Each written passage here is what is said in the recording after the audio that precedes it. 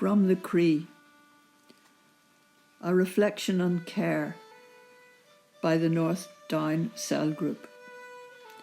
After our cell member and good friend Kate Pettis died, her husband passed on to us some of her books.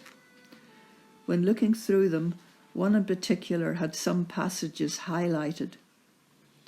They were about care, and it seemed appropriate that our group should offer a reflection from the Croi on this theme.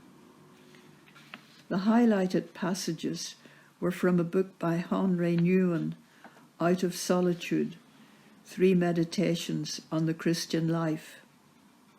Another book was Many Different Kinds of Love, a story of life, death, and the NHS by Michael Rosen, and from it we have selected his poem, These Are the Hands, written to celebrate the 60th anniversary of the National Health Service. 2 other choices are the parable of the Good Samaritan from Luke's Gospel and a song, A Touching Place, by John Bell and Graham Moll from a Wild Goose publication, which is included in a Corrymeela worship book. The melody is Dream Angus.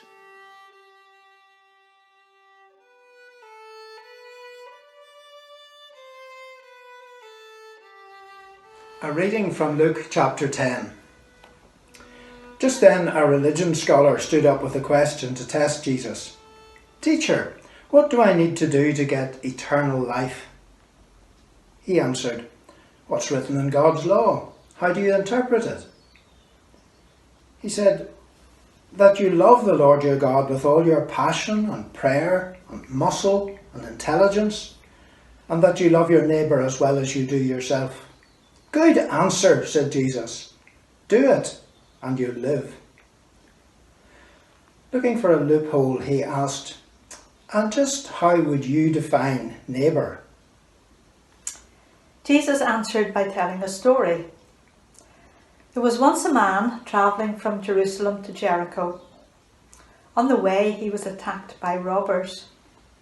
They took his clothes, beat him up, and went off, leaving him half dead. Luckily, a priest was on his way down the same road, but when he saw him, he angled across to the other side. Then a Levite religious man showed up. He also avoided the injured man. A Samaritan, travelling the road, came to him. When he saw the man's condition, his heart went out to him. He gave him first aid, disinfecting and bandaging his wounds. Then he lifted him onto his donkey, led him to an inn, and made him comfortable. In the morning he took out 2 silver coins and gave them to the innkeeper, saying, Take good care of him. If it costs any more, put it on my bill. I'll pay you on my way back. What do you think? Which of the 3 became neighbour to the man attacked by robbers? The one who treated him kindly, the religious scholar responded. Jesus said, Go and do the same. From a meditation on care by Henri Nouwen, out of his book, Out of Solitude. What does it mean to care? Let me start by saying that the word care has become a very ambivalent word. When someone says, I will take care of him, it is more likely an announcement of an impending attack rather than a tender compassion. And besides this ambivalence, the word care is most often used in a negative way. Do you want coffee or tea? I don't care. Do you want to stay home or go to a movie? I don't care. Do you want to walk or go by car? I don't care. This expression of indifference toward choices in life has become commonplace, and often seems not to care has become more acceptable than to care, and a carefree lifestyle more attractive than a careful one. Real care is not ambiguous. Real care excludes indifference and is the opposite of apathy. The word care finds its roots in the Gothic cara, which means lament. The basic meaning of care is to grieve, to experience sorrow, to cry out with. I'm very much struck by this background of the word care, because we tend to look at caring as an attitude of the strong toward the weak, of the powerful toward the powerless, of the haves towards the have-nots. And in fact, we feel quite uncomfortable with any invitation to enter into someone's pain before doing something about it. Still, when we honestly ask ourselves which persons in our lives means most to us, we often find that it is those who, instead of giving much advice, solutions or cures, have chosen rather to share our pain and touch our wounds with a gentle and tender hand. The friend who can be silent with us in the moment of despair or confusion, who can stay with us in an hour of grief and bereavement, who can tolerate not knowing, not curing, not healing, and face us with the reality of our powerlessness. That is the friend who cares. The friend who cares makes it clear that whatever happens in the external world, being present to each other is what really matters. In fact, it matters more than pain, illness, or even death. Therefore, to care means first of all to be present to each other. From experience, you know that those who care for you become present to you. When they listen to you. When they speak, you know they speak to you. And when they ask questions, you know it was for your sake and not for their own. Their presence is a healing presence because they accept you on your terms and they encourage you to take your own life seriously and to trust your own vocation. Our tendency is to run away from the painful realities or to try to change them as soon as possible. But cure without care makes us into rulers, controllers, manipulators, and prevents a real community from taking shape. Cure without care makes us preoccupied with quick changes, impatient and unwilling to share each other's burden.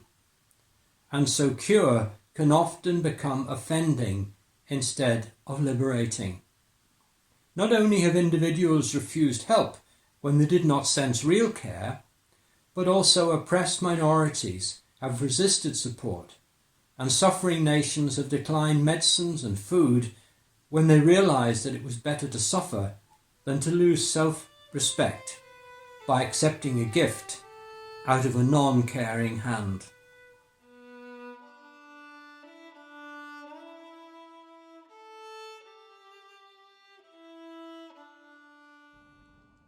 These are the hands that touch us first. Feel your head, find the pulse, and make your bed. These are the hands that tap your back, test the skin, hold your arm, wheel the bin, change the bulb, fix the drip, pour the jug, replace your hip. These are the hands that fill the bath, mop the floor, flick the switch, soothe the sore, burn the swabs, give us a jab, throw out sharps, design the lab. And these are the hands that stop the leaks, empty the pan, wipe the pipes, carry the can, clamp the veins, make the cast, log the dose, and touch us last.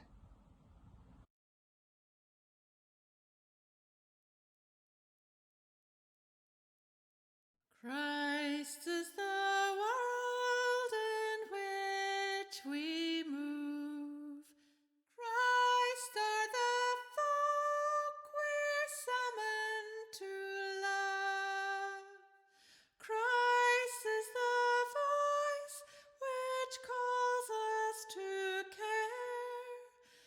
and Christ is the one who meets us here.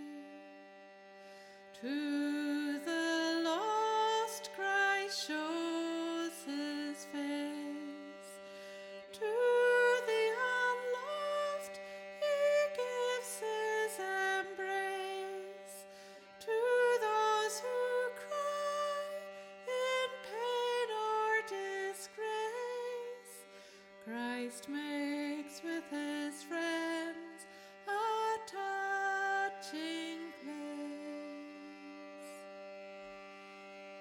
Feel for the people we most avoid, strange or bereaved or never employed. Feel for the women and feel for the men who fear that their living is all in vain. To the lost Christ shows his face, to the unloved he gives his embrace, to those who cry in pain or disgrace, Christ makes with his friends a touching place.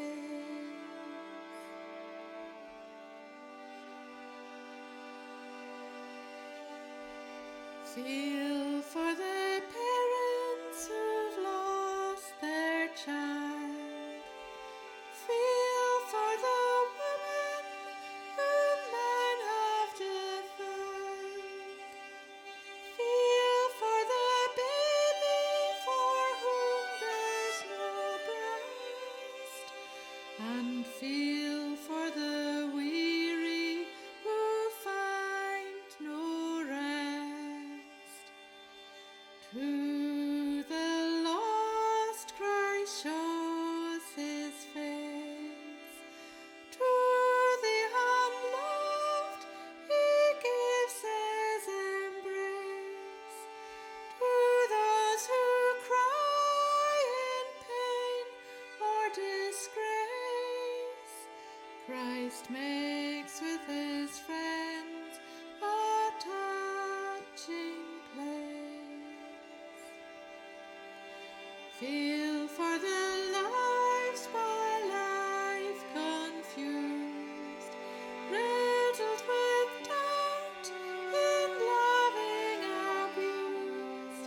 Feel for the lonely heart conscious of sin, which longs to be pure but fears to begin.